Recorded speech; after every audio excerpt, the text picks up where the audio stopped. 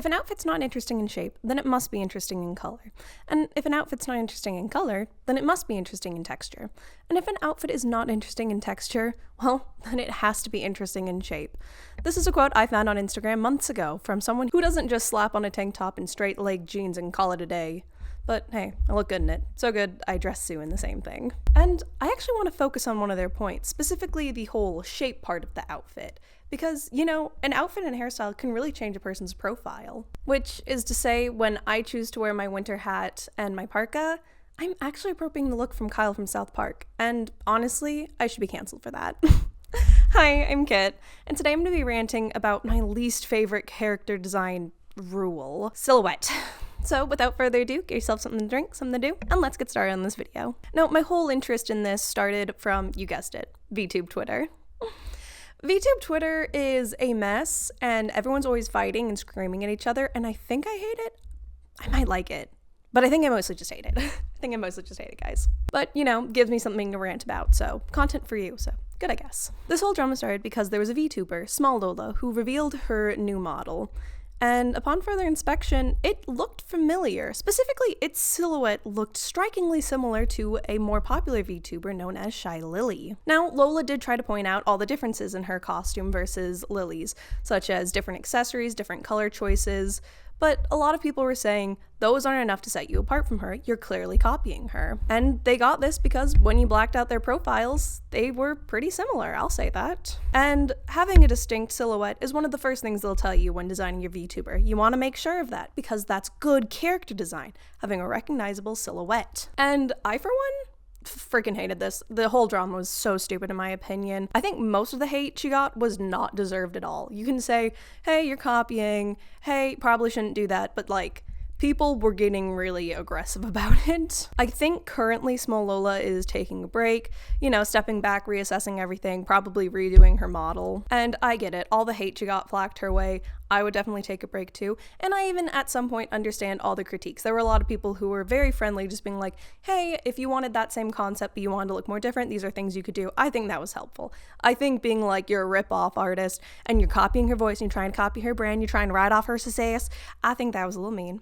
I think you need to calm down, sweet pea. Why'd I become Southern? That being said, someone claimed that she was trying to steal Shy Lily's accent because if you compared two different clips of her, in one she talked really soft and kind of very soft and gentle, and in another one it was a little bit more relaxed, a little bit more low, or something like that.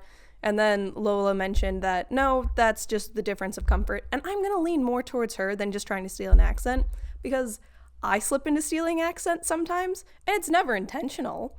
But, you know, that's not here right now. That's not what this rant's about. You guys don't need to know about British gaming era Kit.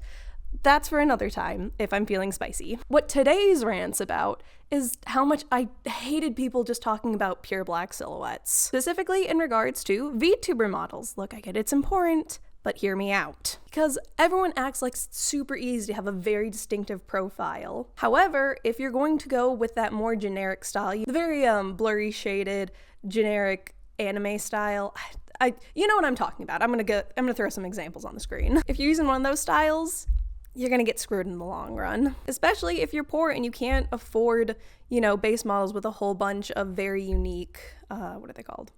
With unique toggles or posability in hands and arms and all that nonsense. And by poor, I mean you can only spend a couple $1,000s on your models instead of tens of thousands. But seriously, if we're going by fully blacked out models and you have long hair for your character, and you're using the most generic style because it's the most readily available, potentially the cheapest option as well, a lot of people have long hair in that style. And if you fully black it out, you kind of look a little similar. And even if you do pigtails, there's really only so many ways to style that. And even if you say, no, don't worry, I got a cowlick, I got stray hairs. One of the people in the drama said that that's not enough to set you apart if your general overall shape is similar to another person's. Now, sure, you could stray from that generic style in hopes of getting a more recognizable silhouette, but how many VTube model makers are doing very different styles? And how many of those styles go with your personality? And how much more is that going to cost you versus going for the more commercial route? And is it going to give you the same amount of clout as going with one of the huge model makers that'll kind of give you a shout out being like, oh, this is one of my model babies, woo? Now, you may be asking yourself, Kit, why are you complaining about this? You drew your own model. You have unique assets. You shouldn't even be crying about this because your profile is going to be recognizable. Kit, are you just white knighting for some random VTuber? No, I would never white knight for anyone, not even myself. And I care because I hate this argument. I hate it. It's, I hate this argument that silhouette is everything. Because at some point, eventually, characters are going to look similar, especially if you have a similar art style to someone else, which isn't all that unique. Quick side note, that doesn't mean that someone's copying your style or you're copying someone else's style. Sometimes styles naturally overlap, okay? Just quick note. Now, as unique as my style is, that doesn't really stretch into the design, because if I ever decide that I want to actually get a nice commissioner to, make a very nice articulate model instead of my cartoon model, well then there goes all the stylistic choices I made, because they're probably not going to give her massive dinner plate eyes and the rounded ears. They're probably going to go with things that they're more familiar with, which might end up making her look a little bit like this. This was a, meme trend type thing. Someone who was like, I notice these design trends a lot, so I made a character with them, and it's Sue. Like, let's be honest, she doesn't have hair clips or the little lehego, but that's Sue. I remember I quote tweeted it, and I was just like, guess we gotta redesign the whole thing, and I gave it a picture of Sue. And the person trying to be very nice was like, well, your chest isn't exaggerated, nor do you have the jacket framing it. But, I'll just admit, I do. It's just not from the bottom, it's from the top. But thank you, OP, for trying to make me feel better. I was being joking with it, though. I love Sue, and I'm not gonna change her anytime soon. Because if I get someone else to draw Sue and she'll have a similar profile to, this stereotypical VTuber, does that mean she's a bad design? Personally, I don't think so. I think she has a very unique color palette and then other expressive work through her that I would hope other artists would get. You never know. But that moves me on to my next point. Color palette and other expression work is going to set you apart more than just a silhouette because of an outfit. Because Sue changes hairstyles and outfits. So yeah, sure, maybe this week she's not wearing that outfit in. What if she's wearing an oversized jacket and gets a little hot and she's gotta slouch off the shoulders then? Hey Sue, you look nice as an anime character. Now, don't get me wrong, I get it. Silhouette is important. I'm not going to claim it's never needed ever. But I'm saying that maybe that shouldn't be the number one thing on if a character design is good. Because when you add literally the rest of the rules of character design, characters become distinct. Now, I'm not going to make any claims that Lola copied Lily or say if that's good or bad, because that's not my place. I don't care. What I'm saying is if you do look past their silhouettes, they are different. She isn't a one-for-one clone. She has a different hair pattern. She has a different color palette. Because silhouette isn't everything. Especially if you're just taking a silhouette of a default pose. Pose? Yeah, pose. Because believe it or not in every single frame is a character going to be completely recognizable as that character. In the point that Pokemon made so many years ago in the Indigo Plateau, who's that Pokemon? Voltorb, you might be asking yourself? No, you idiot. This is a Jigglypuff from the bird's eye view. Well, that's not fair. You wouldn't normally see Jigglypuff that way. But could you see Jigglypuff that way? Could you see Jigglypuff from the sky a little bit forward so that curl gets pushed back? You could? Well then, it's not a very recognizable silhouette, is it? Now, a big part of Who's That Pokemon is having them in a signature pose that really points out all the differences they have in their design. And these poses become especially important when it comes to similar art styles and creatures. Like in My Little Pony, eventually you're going to have a background pony that has just enough similarities to one of the main 6, because there's only so many ways to do different mane and tail styles. Like these two lovely mares. Who are they, you might be asking? Well, obviously, it's Derpy Hooves and Rainbow Dash. And now this isn't Rainbow Dash's default pose. This is. And as you can tell, this says way more about her. Now if I showed you these two, you wouldn't get them confused at all. But when it's just the standing poses, yeah, kind of hard to tell. Not impossible. Rainbow Dash has slightly different points in her hair, but a little bit harder. Okay, so if you're a VTuber and you can really only afford that generic style, are you just screwed because you can't get any cool poses that really stick out the ponytail to prove that you're different than all the other girls? And for that, I'm going to say, no. You're bound to have similarities between different models. There's only so many ways you can style hair without the differences being minuscule at best. But good news. you can have them be very different despite having the same profile. For example, in 101 Dalmatians, you can tell Lucky and Patches apart, despite them both being red-collared, thin puppies. And I only say thin to really point out that you can tell their brother Rolly apart from them because he's a little chubby. I love Rolly.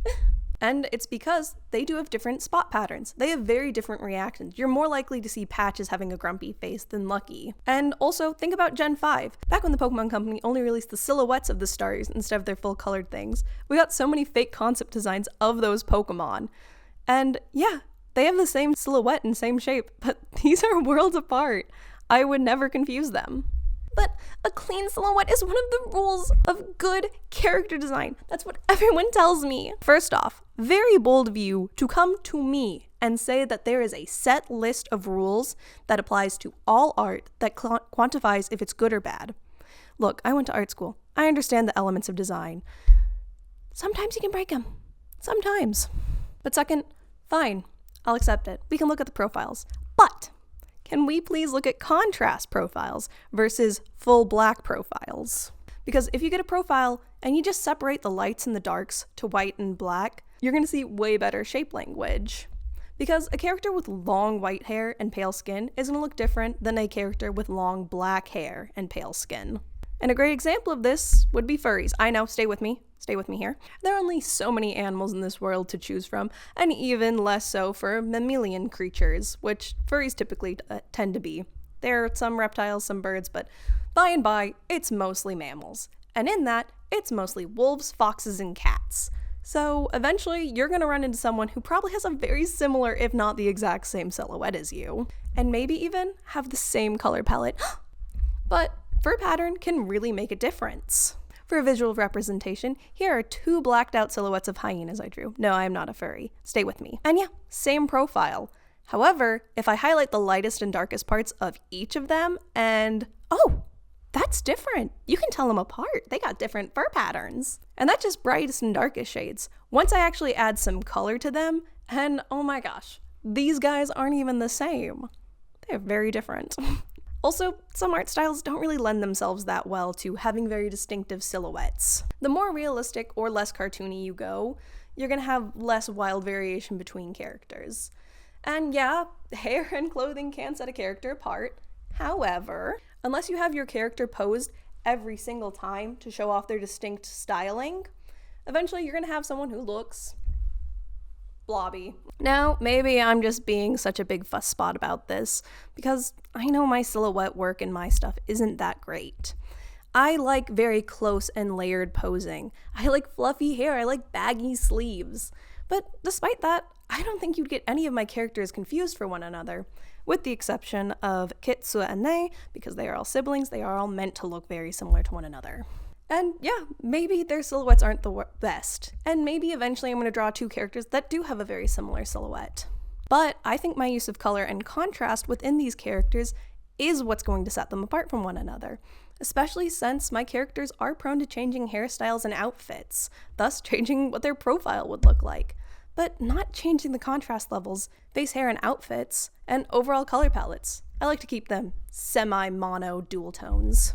Or maybe I'm just ready to rant. Either way, hope you enjoyed. I'll catch you next upload. See ya. Love ya. Bye!